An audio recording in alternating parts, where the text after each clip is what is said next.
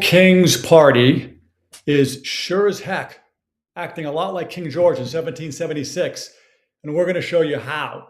We're going to dive into the Declaration of Independence to do it. There is so much going on. I am excited to be here and share a lot of information today. This is The Ordinary American. I'm your host, Paul Sarkis. This is an anti-leftist show. We are trying to wake people up. I could title every single show something along the lines of Trump's plan is working. Trump is smarter than the left. Trump is going to be right. Why? Because it's all true. We're going to get into some of that today too. I can't do that for every. The great Lola is in the house, the French bulldog. She's down there grunting and farting. So it's not me farting, as far as you know. I'm not Eric Swalwell farting on camera. That's Lola. But we got so much to get into. Trump is changing everything. So let me just first start by saying every single day we need to wake up and we need to understand that we are in a totally different world with Donald Trump and his crew and what they are doing and doing fast. The midterms, it's true. Most presidents for the midterm election lose ground in the House and the Senate. That's may happen, may not happen. I don't have a crystal ball. But I am going to say that Donald Trump has been a guaranteed loser vote if you're voting against him. If you think he can't do something, if you're voting against him, if you're saying he's wrong, if you're saying that policy won't work, anything like that since 2015, almost a guaranteed loser vote. Almost. The only time I can think that he definitely didn't lose, he didn't lose, or rather, he did lose, was the 2020 election. What am I trying to say? If you voted against him for the 2020 election, you were right and we were wrong and he was wrong. But that was corruption. Every single thing people vote against him with, he wins. All right? And we're going to get into some of that today. Exports through the roof, records. Okay? Housing changing dramatically. People said we couldn't get rid of the illegals. We're getting rid of them. The Republicans have talked for my whole life. I'm 58 years old. We got to shrink government. We got to shrink government. That's a conservative value. And nobody ever did it. Okay? I was sitting there like, waiting. Remember that great scene in Ocean's 11 when the two brothers from Utah, Casey Affleck and Scott Conn, and Scott Conn is saying to Casey, I'm waiting, sweetheart, I'm waiting. It's a great scene. I'm waiting, nothing ever happens. Finally, Trump is shrinking government. He's also shrinking the number of people on all of the federal assistance. Why is that important? Because I've heard my whole life, I continue to hear it even from people that I agree mostly with. We can't cut entitlements. Why not?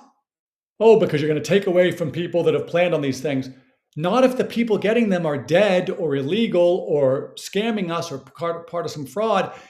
All those people completely discounted to zero the fact that we were being stolen from. Trump is limiting the people on the payroll. He's limiting the people on SNAP. He's limiting the people on Social Security to hopefully real people. Everything's changing.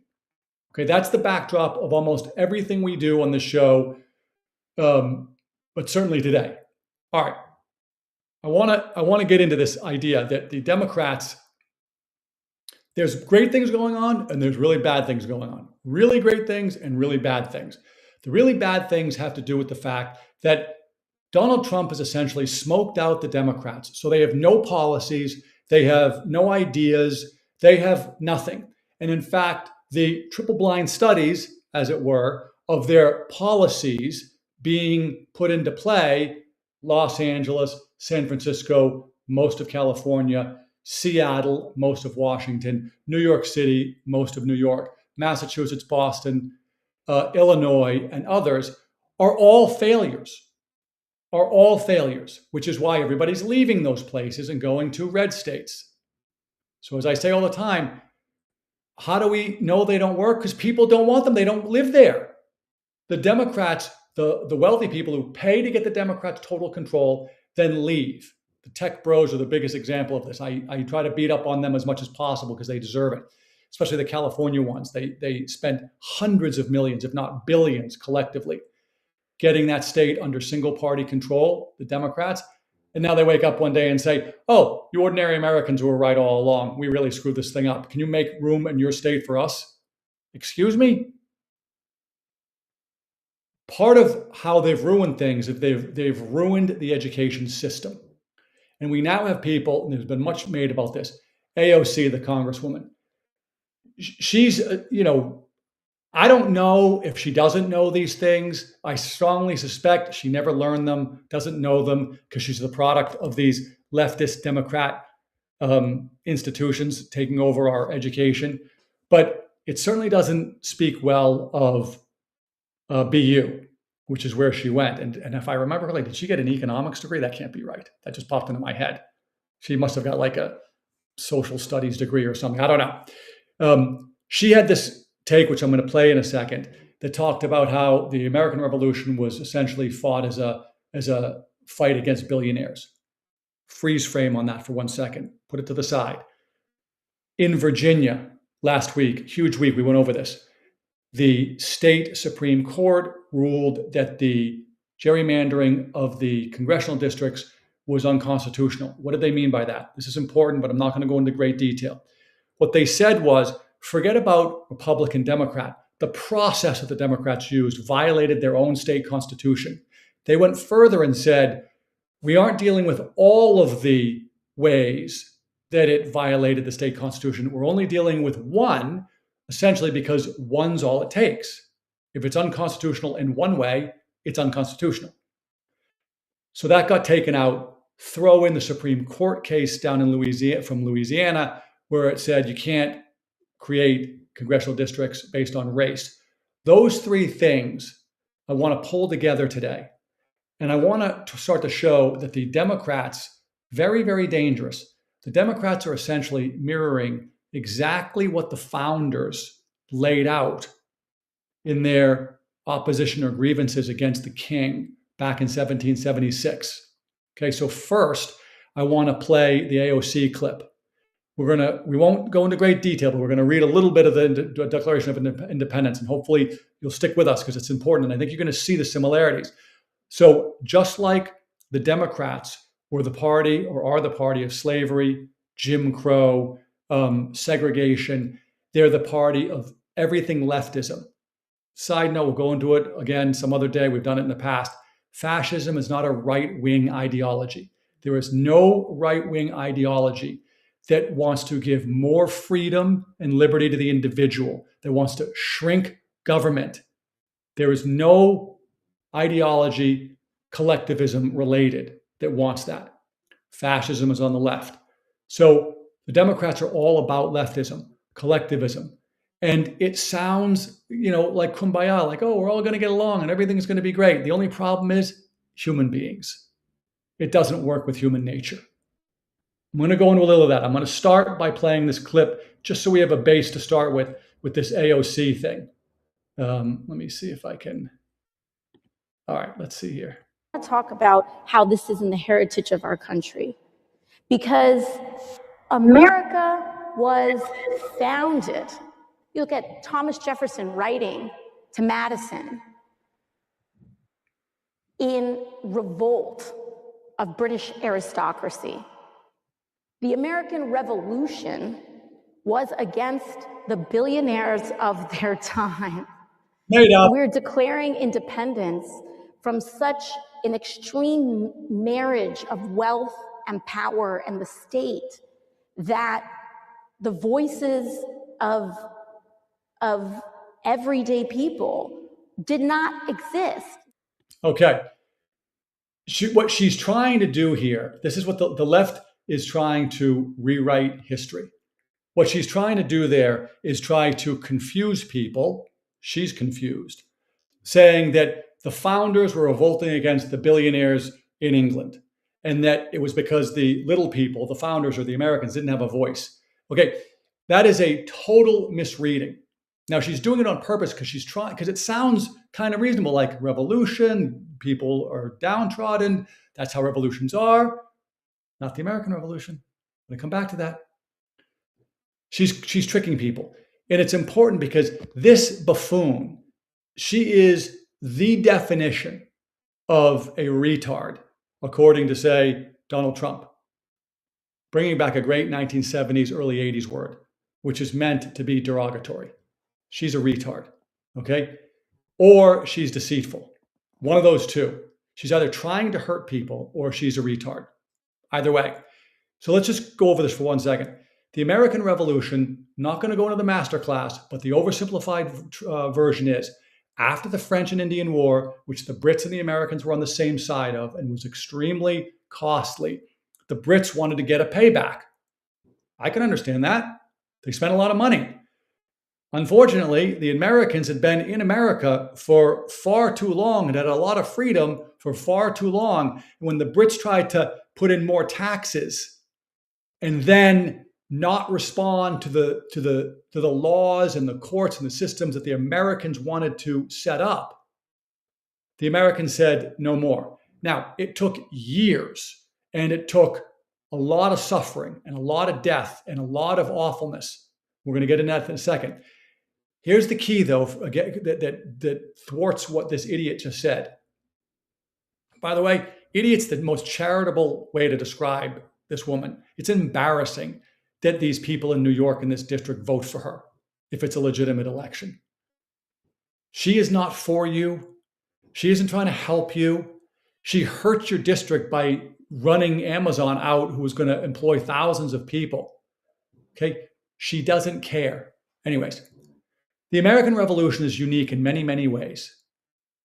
The first and primary way that it's unique is that the American founders were the first leaders of a revolution that was led from the top down. Those with the most to lose were leading the revolution. That's the antithesis of what she just said. She was saying that people didn't have a voice.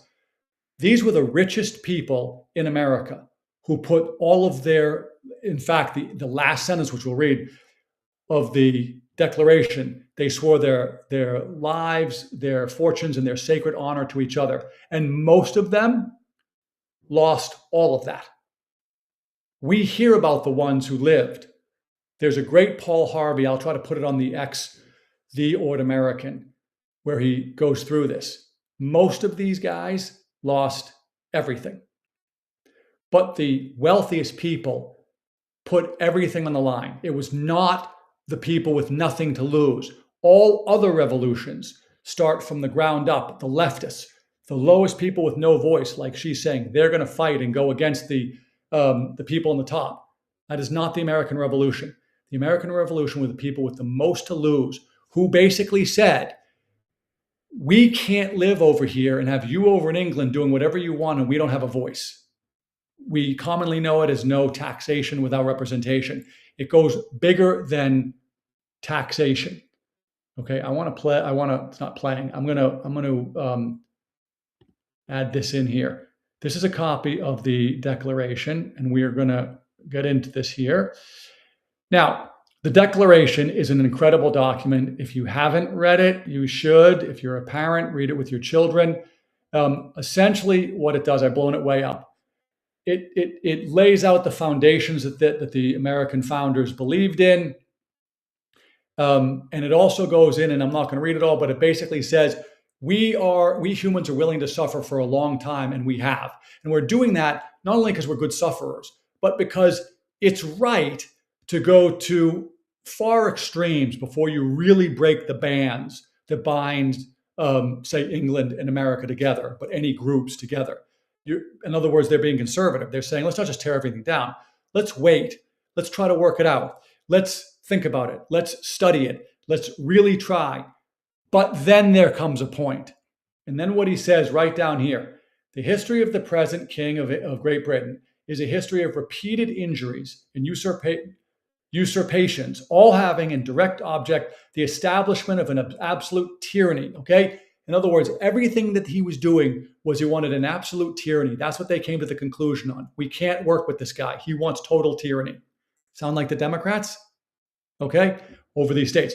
To prove this, let facts be submitted to a candid world. So then he lays out, I'm just going to show you, then we're going to go back and read a few, all of the facts for imposing taxes on us without consent, without representation, okay, for cutting off our trade with all parts of the world.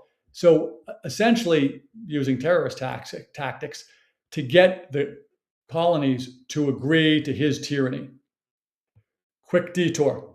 There's one thing that's not in this declaration. It was in the previous draft, but it didn't make this one. And it was the fact that the King of England wouldn't let them get rid of slavery. I think it was Georgia, wasn't in favor of that being in there. So they took it out. But it shows you that the founders at the beginning of the founding, 1776, and the first abolition societies were started before that, were trying to get rid of slavery. The king wouldn't let them. Okay, so a few things we're going to read really quickly. He has refused his assent to laws, the most wholesome and necessary for the public good.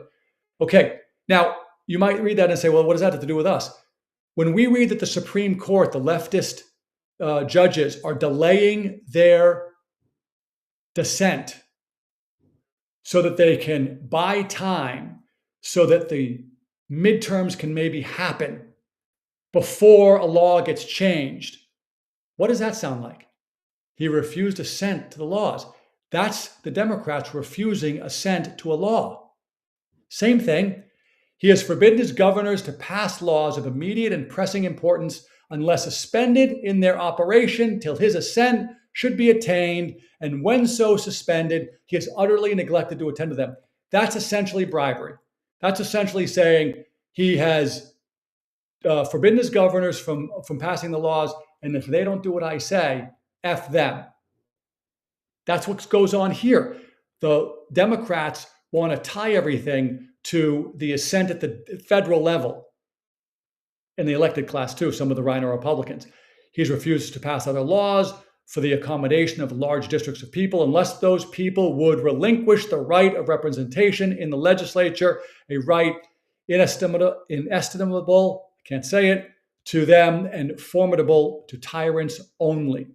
Bribery, tyranny, terrorism. I'm going to make them consent.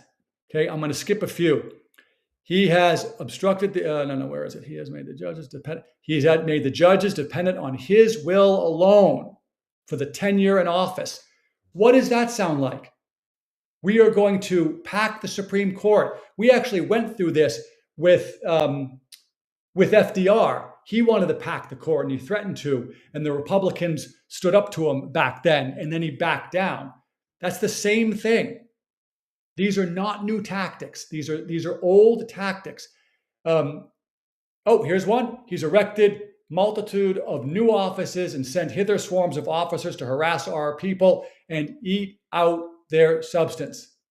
Okay, by the way, funny phrasing, but true. What does that sound like? I want to make 2 new states, Washington, D.C. into a state in Puerto Rico, which will vote Democrat, they think, and go to 4 more senators. We'll get control, and then we'll pack the Supreme Court. It's the same stuff, just a justice for today. Let's see, standing armies. Okay, here's one. He has kept among us in times of peace standing armies without the consent of our legislatures. Is that not Antifa? Is that, they've got the bricks with the pallets laid out. They got Soros funding this whole thing through all the webs of nonprofits. They had 26 or 30 assassinations during the Summer of Love, destroyed $2 billion worth of property. Okay?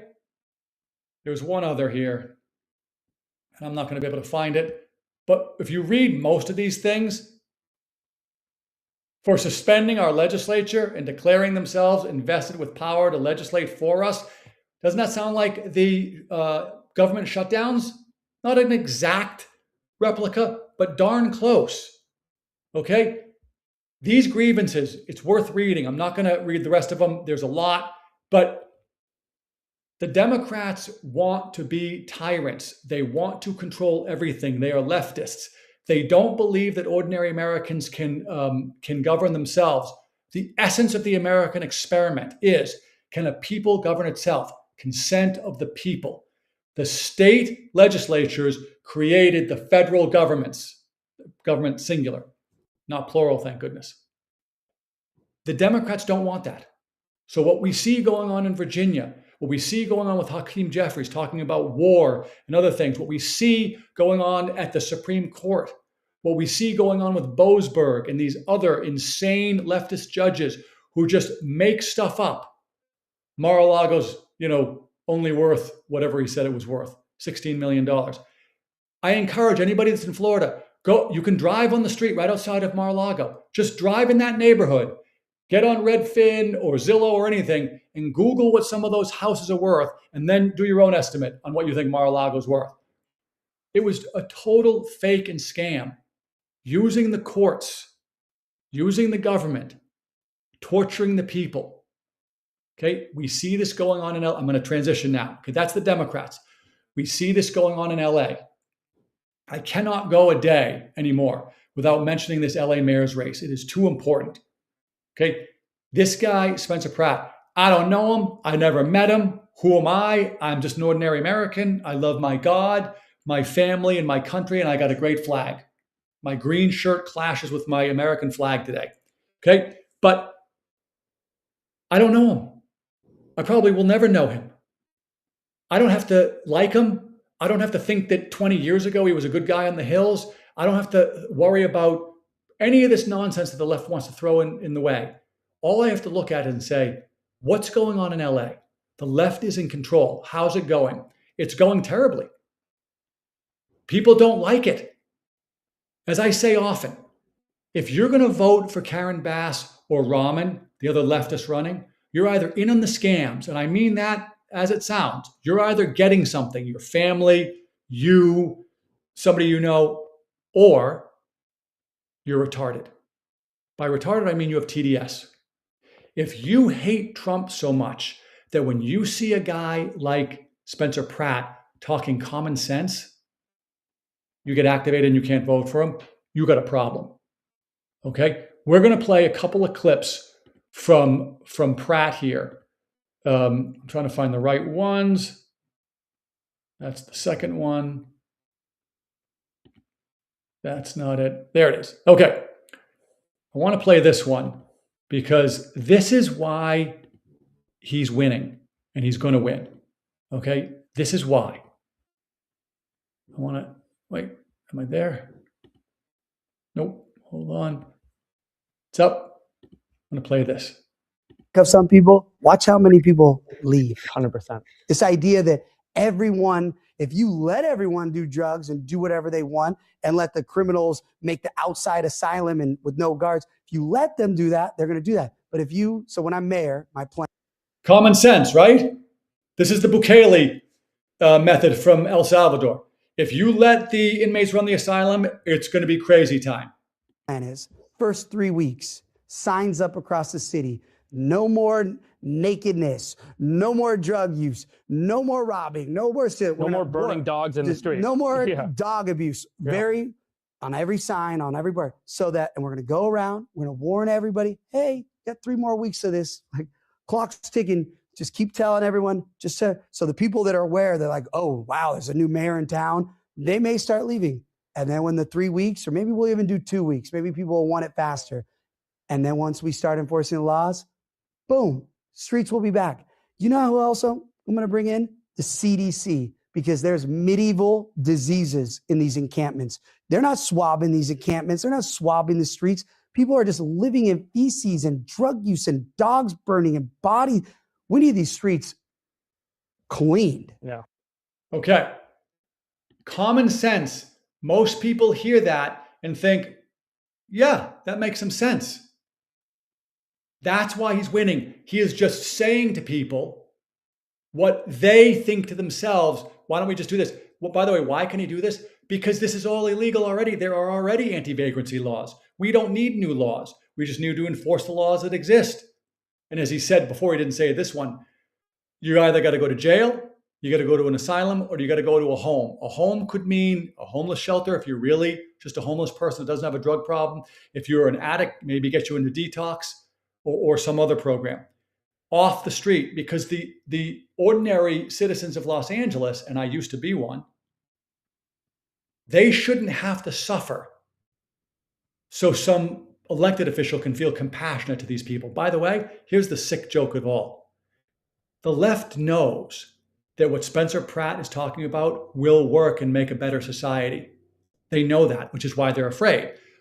The problem is they don't believe they can control society if people are happy. If people are happy, which is individual freedom and liberty, lower regulations, lower taxes, you can build things. We're going to get to this in a second. They can't control people.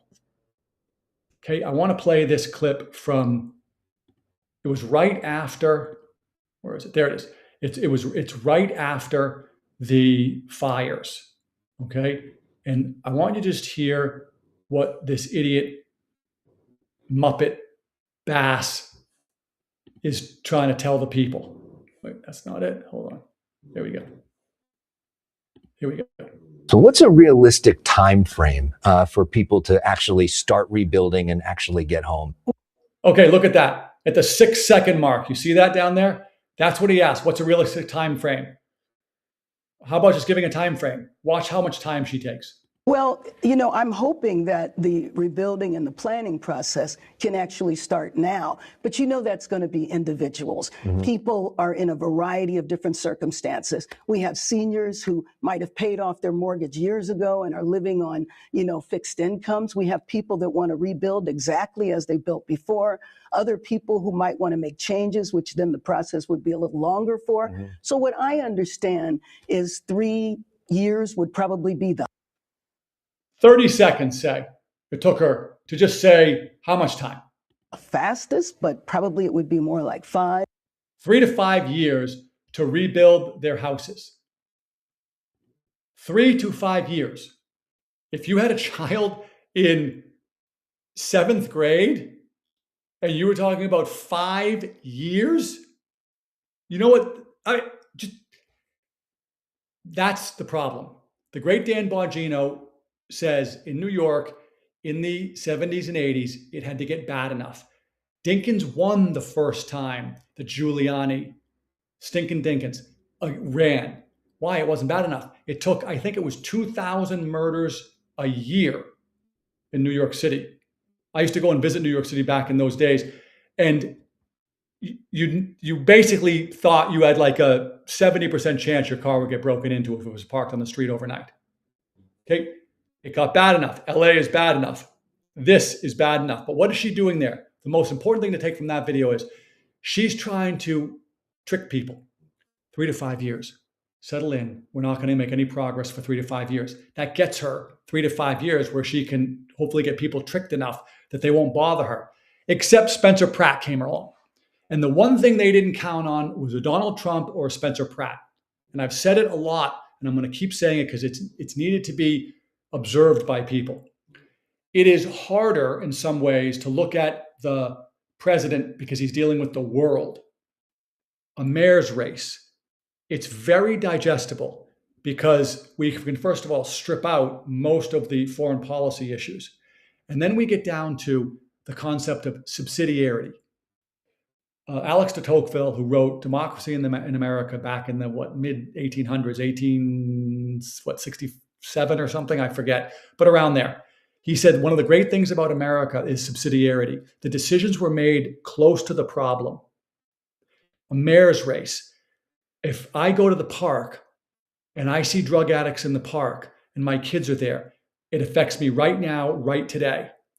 The mayor can do something about that. The president, not really. Maybe in a roundabout way, but can't really do it. The mayor's race, we can see it. That's what Spencer Pratt's doing. He talks about having the moms and he talks about having Democrats with them, but not socialists and leftists. He's right about that. We've talked before. Crunchy moms. They have been right about the vaccine and about the medical stuff. The left hates them for that. So they're not welcome in the left anymore. They were left of center. So they've had to find new homes. And a lot of them have woken up and said, and Spencer Pratt is showing that.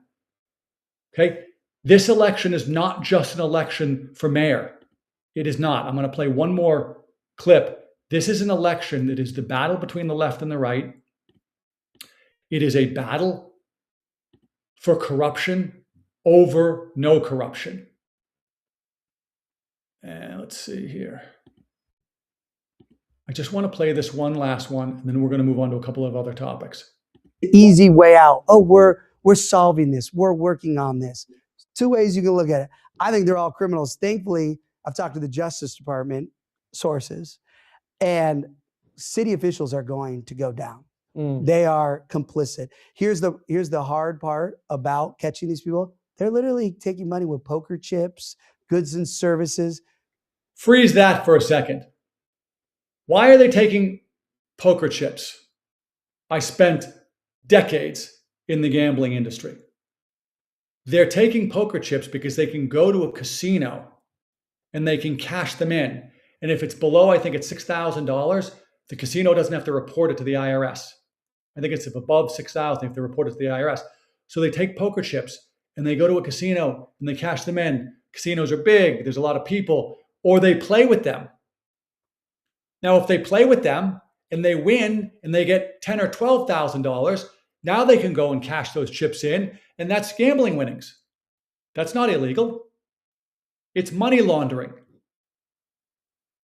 Criminals are smart now. They're not just saying, Zelle me the money. Right. But from my sources, we are going to see actual city officials go down, not quick enough because they got to frame these people up. But again, how does Spencer stop this when he's mayor? I've met with the criminal investigation team, the IRS 6 times. First week in office, you bring all of them in. We audit every NGO, every document that hasn't been shredded. Now, some people, insiders at City Hall, have told me, they're shredding these documents. I have more faith in my criminal investigation team. They'll be able to figure out without the documents, even if they're shredded. But that's what's happening. Okay, the shredding is actually, an important topic.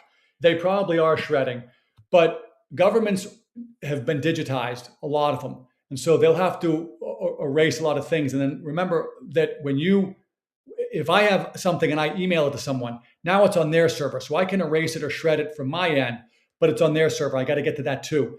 That's a lot of webs and tree trunks and stuff to really have to get to, branches. Okay? What is he saying there? He's saying it's corruption. It's all corruption. So the left, not only do they need control of us, and they can't get it unless they feel like they have got us suffering and begging for government to take over. It's the Palpatine political doctrine. I'll create so much fear and chaos that you'll beg me to take dictatorial control. And I'll say, I reluctantly take it, and I'll turn it over just as soon as I get rid of this problem. And then I never give it back. Castro did the same thing. Okay? He's saying there's tremendous corruption. The left knows this. The left uses these things. And they know that when Spencer gets in there, he is going to have access to all this stuff, all the computers, all the files. The corruption's been going on for so long. Listen, in the leftist Democrat defense, they've had free reign for 30, 40, 50 years. They haven't really had to worry about it. A few from time to time, but in LA, there hasn't been a Republican anywhere for 20 years. Nothing. So they haven't had to worry about it. They don't have those muscles. They don't have the, wait a minute, I don't want to get caught muscle. They just do it, and everybody's doing it. Look at this diaper thing. I didn't pull it up. I apologize. I wanted to. The diaper scam. He comes out and said, Newsom comes out and says, I'm going to take taxpayer money and give out diapers. Essentially, a bunch of people have done the math. Hilton's one of them. Tommy Laren's another one, who have come out and said, look, you can buy diapers for 12 to 16 cents a piece. His diapers are going to be 50 cents a piece. There's like a $14 million delta between the taxpayer money and the cost of these diapers. That's what the old time wise guys and guys in the rackets would say in Las Vegas was the skim.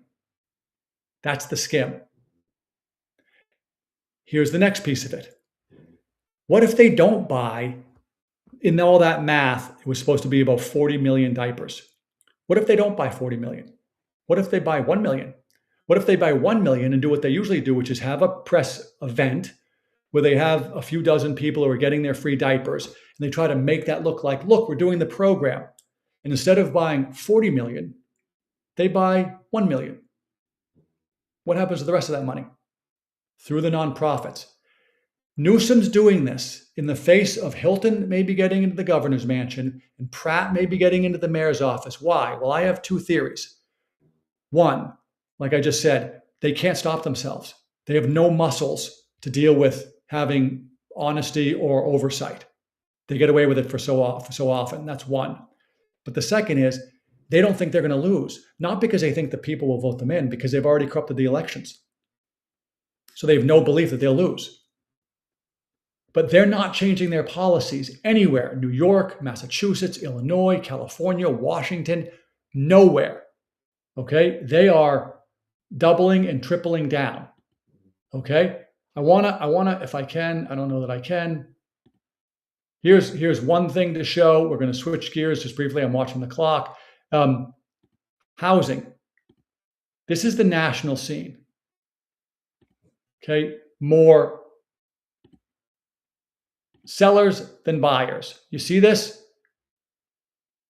As I tell my daughter all the time, what's the cure for high prices? High prices. That's part of what's going on. But when there are more sellers than buyers, which way does the price go? Down. When there are more buyers than sellers, which way does the price go? Up. Okay? So we're starting to see this. Why are we seeing this? We are starting to see this. Wait a second, I want to put this next one up. We're starting to see this for a bunch of reasons, but partly because the homeless are being removed. And when the homeless are being removed, it means that our tax dollars that were going to the homeless to then subsidize them buying homes and there it is, and renting homes and distorting the market. Okay, look at this. Seattle housing market is going through, by the way, this is the great Nick Early. I highly recommend him. He is the best guy, in my opinion, on housing market because he breaks down individual markets. He does macro too, but he goes individual markets because he says you can't really judge the markets in plural. You have to go to the market and go into the individual one. Seattle housing market is going through a historic inventory shock. There are now roughly 8,600 listings across the Seattle metro area as of April of 26. Normally, there's 4,600, meaning that inventory today is 88% above normal. This is happening due to layoffs, historic lack of affordability, and increased outbound migration. Layoffs, by the way, and outbound migration to me are the same thing. The layoffs are happening because the companies are leaving and because the leftist policies don't work. Historic lack of affordability is high prices are the cure for high prices. And it's because the leftists have put in so many, it's the 3 to 5 year thing that Bass was just talking about. Go to Adam Carolla's show or webpage. He has great content. He talks about how unbelievably stupid and expensive it is to build houses in LA. He's doing an ongoing series, which I'll probably play one of these days. I think I've played it in the past, of these houses in Malibu and showing the millions of dollars that are being spent for idiotic renovation requirements. Okay. But what is Nick Gurley saying? Nick Gurley is saying that the supply is running much higher than the demand. And that's because people are leaving, because companies are leaving, and that's bigger numbers of employees. When they leave, by the way, if you stick around, you may not have a job. That becomes an affordability issue. And that becomes, what does he say here? A layoff issue. Now, what he doesn't say in here, and he's very careful because I'm sure he's trying to please everybody, is this is also an illegal immigration issue. The markets are distorted. They're so distorted for a whole bunch of reasons, partly because we have so many illegals in, and they get our tax dollars to either buy homes or rent homes. And that forces up the price because not only do you have more people looking, but they also come with money. So it forces the price up like twice. And then ordinary Americans, I'm looking behind me at our flag, who come in with their own money to try to buy a house are in a distorted market and they can't afford it. As those illegals are removed, the market gets undistorted and we get to see maybe we don't have an unaffordability issue, or rather an affordability issue. Maybe we have an illegal immigrant issue. Okay? I know it's late, but I want to play one last one. As I said, no, that's not it. Let me just get to it. Am I going to be able to find it? Maybe not. Maybe not. Hold on. I really, oh, here it is. Okay. Trump said in the American system, we can rely on tariffs. We don't have to rely on income taxes. And everybody called him stupid. Okay. Now, this is Jameson Greer. If you don't know him, I highly recommend you search his speech at Davos and watch it. It's brilliant, and it's a masterclass in what Trump is doing. Let's listen to this. Spent the past year obviously using tariffs to protect American production, and that gets a lot of the news. But a little bit of the untold story are these deals. We've had dozens of countries come to us and pledge to lower their tariffs and non-tariff barriers to U.S. exports. A lot of them have already done that, dropping those tariffs. Just a couple of examples. United States exports of corn went up by 25% last year, right? That's a huge amount. And if you look at January, February, and March of this year, U.S. exports were over $300 billion in each month. Those are the highest figures in 250 years of American history, each month beating the record of the previous one. This doesn't happen organically. This is something that comes from all the deals that President Trump has been striking. Amen, brother. Okay, it does not happen organically. What he means by that is it doesn't happen without President Trump saying, we're going to reinstitute the American system. We're going to reinstitute the American system. And then he's using the power of the American economy to make deals with other people, saying, if you want to sell your stuff here for no tariff, build a factory. That's happening. If you want to have a reasonable tariff, let us have a reasonable tariff into your market, as he described, corn being exported. And now our exports in each of the last 3 months are over 300 billion. Now, if we go back and look at a year or two ago, all the experts said that couldn't happen. All of them. Go back to the very beginning of the show. We'll wrap it up in a bow. Sorry, I went a little later than usual. Everything is different under Trump. Why? Because he's applying common sense. Because he's not a leftist. Because he's putting in the American system. If you want to know how that really looks at a granular level, look at LA. What is Spencer Pratt saying? No, you can't live on the street and do drugs. No, and we're going to take you away. Bam. Simple. Then what happens? Life improves. Look at El Salvador. Look at what Bukele did. He took one of the most dangerous and violent countries in the world and made it the safest. The left can't have that. Spencer Pratt, fortunately, has said he has lots of good security because the left has made it clear. Any means necessary. And they mean it. They've tried to assassinate Trump at least 3 times publicly. Okay, there's a fourth and maybe a fifth sometimes. All right, so much going on. Good and bad. It's dangerous. The Democrats are out of their mind. This show is designed to confirm the reality of the 77 million people who voted for Trump, but to help the others that want to and that understand in their subconscious, this isn't right, this leftist stuff, to make the move. Okay? If you find yourself hating Trump more than you want your own neighborhood or security to be good and healthy and safe, you have a real problem. You have a real problem. Trump is not your problem. You are your problem. All right? And we're going to be back here tomorrow. I'm sure there's going to be even more news because Trump goes at this breakneck pace and everybody else does too. June 2nd's the election out in LA. This is The Ordinary American. On the X, we are The Ord American. Usually everything we talk about will be in there somewhere in our thread. Email theordinaryamerican@proton.me. Like, subscribe, and follow. Spread the word. We need to get the information about what Trump is doing and what is happening in the world out to more people, especially in LA right now because they have a chance to wake up. But everywhere, what Trump is doing is a masterclass in how to fix a society, and it's working. Those exports are a great example. All right, thank you for being here. We will see you tomorrow at 2:00. I like to say, I'm rooting for you. I hope you'll root for me. And the great Father Mike Schmitz told me this morning, He's praying for me. So I'm going to say,